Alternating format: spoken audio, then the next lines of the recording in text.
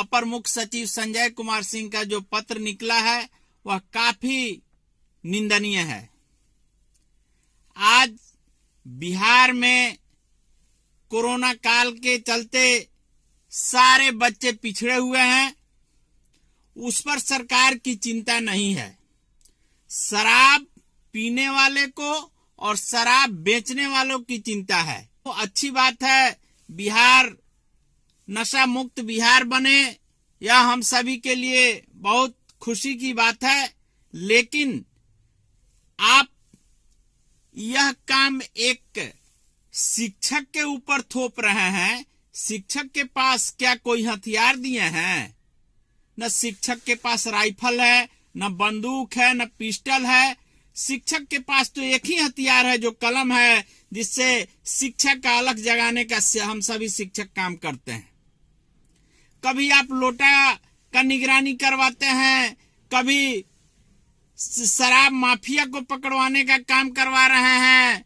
हमको उम्मीद है आने वाले दिन में आप तो बालू माफिया को भी पकड़वाने का काम हम शिक्षकों के भरोसे ही छोड़िएगा। मैं पूछना चाहता हूं कि यह बालू माफिया, शराब माफिया कौन है? बिहार में सत्ता पक्ष विपक्ष के जितने सफेद पोस्ट लोग बैठे हुए हैं, मैं ही नहीं पूरे बिहार की भोली भाली जनता जानती है कि आप सभी सत्ता और विपक्ष के बैठे हुए सफेद पोस्ट लोग होम डिलीवरी का काम करवा रहे हैं, शराब बेचने का काम करवा रहे हैं। आपका पूरा सिस्टम फेल है। इससे स्पष्ट जाहिर होता है कि आपका बिहार में लॉ एंड ऑर्डर फेल है, जिसके चलते आप भोली भाले शिक्षक को समाज में पीटने और पिटवाने का काम कर रहे हैं। मैं पूछना चाहता हूं कि आपके सबसे जिला के उच्चाधिकारी, पुलिस विभाग के एसपी, डीएसपी, सारे लोग शराब माफियाओं के नजर में। अब बिहार में कई जगह दरोगा की हत्या हो जाती है। जो इतने जिला में दल बल के साथ शराब माफिया के घर छापा मारने जाते हैं, वे लोग सुरक्षित नहीं है, तो कलम चलाने वाले शिक्षक क्या यही काम करेंगे? मैं पूछना चाहता हूं आप महानुभावों से, माननीय शिक्षा मंत्री जी से, माननीय मुख्यमंत्री जी से, ये क्या आप इसी दिन के लिए शिक्षकों की बहाली करते हैं कि समाज में लोटा की निगरानी करे, शराब पीने वालों की निगरानी करे और शराब बेचने वालों की निगरानी करे, और उल्टे में गुणवत्तापूर्ण शिक्षा की उम्मीद रखते हैं? हमको तो लगता है कि आप बिहार के भोली भाली जनता को एक तरह से गुमराह कर रहे हैं। एक तरफ आप गुणवत्तापूर्ण शिक्षा की उम्मीद करते हैं और दूसरी तरफ शिक्षकों को गैर शैक्षणिक कार्यों में लगाने का काम करते हैं। मैं आपके नशा मुक्ति जन जागरूकता अभियान के साथ हूं। हम सभी शिक्षक आपके मानव श्रृंखला में भी साथ दिए, नुक्कड़ सभा के माध्यम से जन जागरूकता भी फैलाए, लेकिन हद हो गई आपकी। शिक्षकों को शराब माफियाओं की सूचना देने का जिम्मेवारी लगा दिए कि शिक्षक अपने पोषक क्षेत्र के शराब पीने वाले और शराब बेचने वाली की सूचना आपको देती है। मानता हूं कि आप सूचना को गोपनीय रखिएगा, लेकिन क्या बेचने वाले पीने वाले नहीं जानते हैं कि यह सूचना देने वाला कौन है? यह काम हमारे पोषक क्षेत्र के शिक्षक का ही काम है। समाज के लोगों का दुश्मन बना ही दिए हैं। अब लग रहा है कि उसके परिवार के लोगों को अभी सभी लोगों के नजर में दुश्मन बना देंगे। एक तरफ आप मंच के माध्यम से शिक्षक और जनता के बीच में यह भ्रम पैदा करना चाहते हैं कि मैं शिक्षकों का वेतन कहां से बढ़ाऊं, और दूसरी तरफ आपके कोई भी महत्वाकांक्षी योजना है, आप अपने दिल पर हाथ रख के कहिए कि उस महत्वाकांक्षी योजना को धरातल पर लागू करने का काम कौन करता है। पूरे बिहार के कर्मचारी आपको बाढ़ में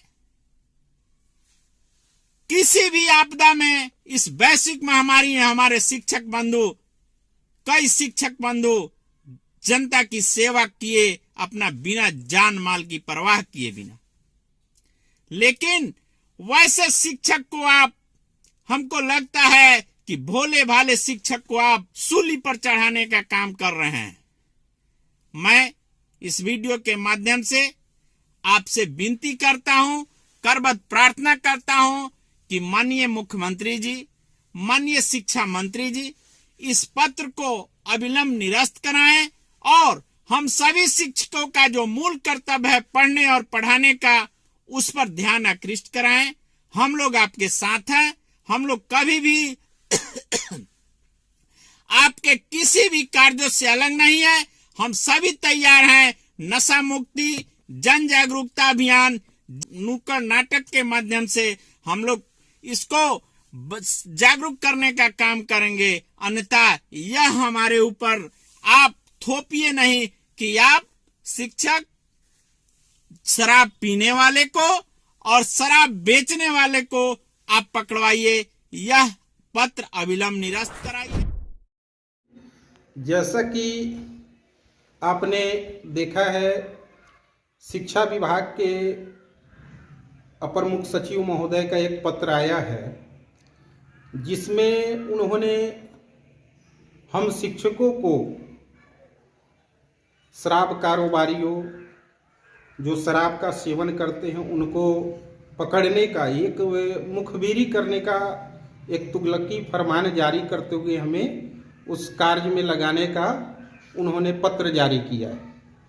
तो सबसे बड़ी बात है कि माननीय मुख्यमंत्री जी एवं शिक्षा विभाग के हमारे शिक्षा मंत्री और वहाँ के हमारे जो वरीय पदाधिकारी हैं, उनको सोचना चाहिए कि एक तरफ तो उन्होंने हमें इसमें लगाया, लेकिन उन्होंने अपने पूर्व के आदेश का ही उल्लंघन किया है, जिसमें उन्होंने स्पष्ट कहा है कि शिक्षकों को हमें गैर शैक्षणिक कार्यों में नहीं लगाना है।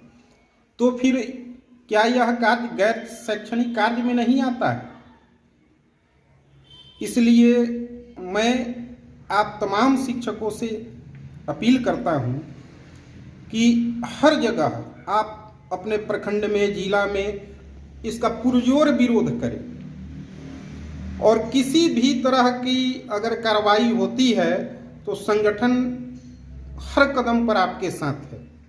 लेकिन हम कतई इस आदेश का अनुपालन नहीं करेंगे तो नहीं करेंगे, और सरकार से भी हम दरख्वास्त करते हैं कि इस आदेश को तत्काल निरस्त करते हुए तमाम शिक्षकों से माफ़ी मांगे। हम शिक्षक का यह कार्य नहीं है कि कभी लोटा की निगरानी करे, कभी शराब कारोबारियों के पीछे लगे, और ये कह रहे हैं अपने आदेश में कि टोल फ्री नंबर दिया गया है, उस पर हम इनको जानकारी दें। और क्या यह जानकारी गोपनीय रहेगा? यह संभव हमें तो नहीं लगता है। तो हम अपने ही समाज में हम शिक्षण कार्य देने के लिए बहाल हैं। हम अपने छोटे छोटे बच्चों को हम शैक्षणिक, अभी कोरोना काल में जो लर्निंग लॉस हो रही है बच्चों की, हम उसकी कैसे भरपाई करें, दिन रात हम यही सोचते हैं। फिर सरकार हमें इस कार्य में लगा करके और हमारे बच्चों के भविष्य के साथ खिलवाड़ करने का प्रयास कर रही है। शिक्षक इस कार्य में जब लग जाएंगे तो फिर हमारा जो छोटे छोटे हमारे बच्चे हैं उनका क्या होगा? तो मैं माननीय मुख्यमंत्री जी से गुजारिश करता हूं कि कम शिक्षकों को शराब पीने एवं बेचने वाले को चिन्हित करने वाले को सूचना देने के संबंध में शिक्षा विभाग का जो तुगलकी फरमान दिया गया है, हमारा संघ बिहार प्रदेश प्रारंभिक शिक्षक संघ इसका पुरजोर विरोध करती है। शराब और शराब की निगरानी का काम पुलिस विभाग का है। सरकार जानबूझकर सरकारी विद्यालय में पठन पाठन का कार्य बंद करना चाहती है। कभी शिक्षकों को खुले में शौच करने वालों का फोटो खींचकर उसे भेजने को कहा जाता है। शिक्षक एक मर्यादित पद है। सरकार इस मर्यादित पद को धूमिल करना चाहती है। बिहार सरकार नहीं चाहती है कि विद्यालय में बच्चों का पठन पाठन हो, जबकि हमारा काम विद्यालय में बच्चों को शिक्षा देना है। अतः मैं सरकार से अपील करना चाहता हूं कि ये तुगलकी फरमान यथाशीघ्र वापस लें, नहीं तो बिहार प्रदेश प्रारंभिक शिक्षक संघ पूरे बिहार में इसका पुरजोर विरोध